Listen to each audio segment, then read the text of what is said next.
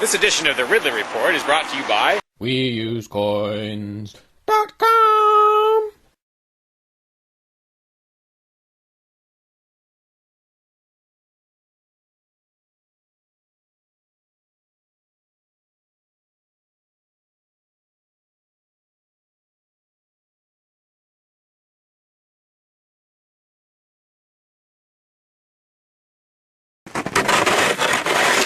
When I was out there a couple years ago, I tried to do a video, I got rid of some of the ice and did a little video about it, suggesting maybe that I shouldn't be the only one.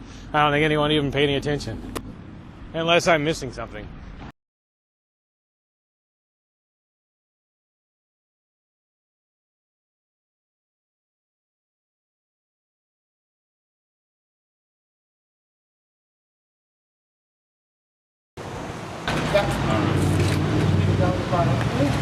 Yeah, Free Staters are always saying more Mayberry, less Fallujah. I'd like to say more Mayberry, less Move. If you remember Move, they were the communist-leaning commune in Philadelphia that was burned to the ground by authorities along with most of the neighborhood. Why? Well, because they were perceived as sort of a threat to the neighborhood. Their demeanor and actions didn't really always do much to help ease that perception. Initiation of property tax resistance. Simply put, I bought this land here under the impression that I own it. It should be accompanied by and thus associated with some sort of improvement to the neighborhood.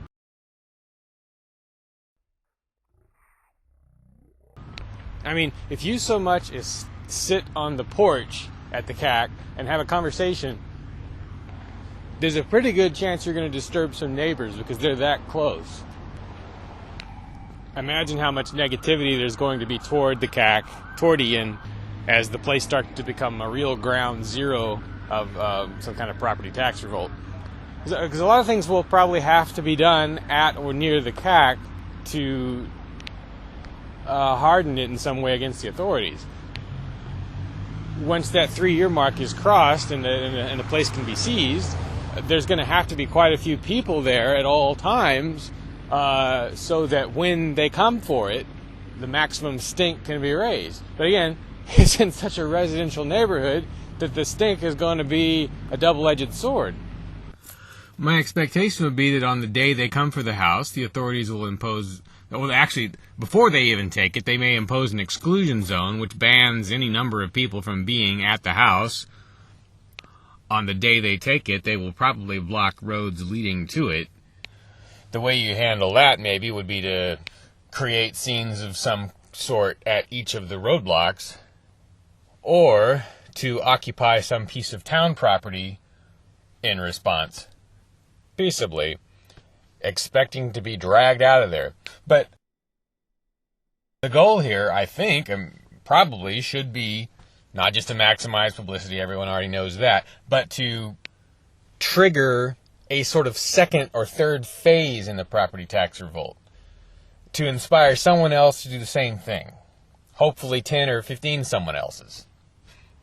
Now, if Ian and company have set different goals, fine. But what exactly are the goals? I mean, there should be clearly defined objectives.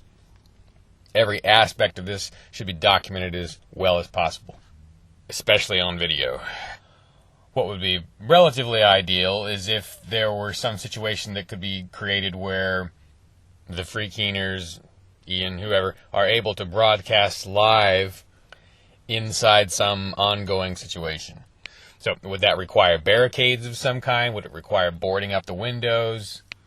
Should there be some method by which the people inside the home can render the home unusable to the bad guys after they've got it?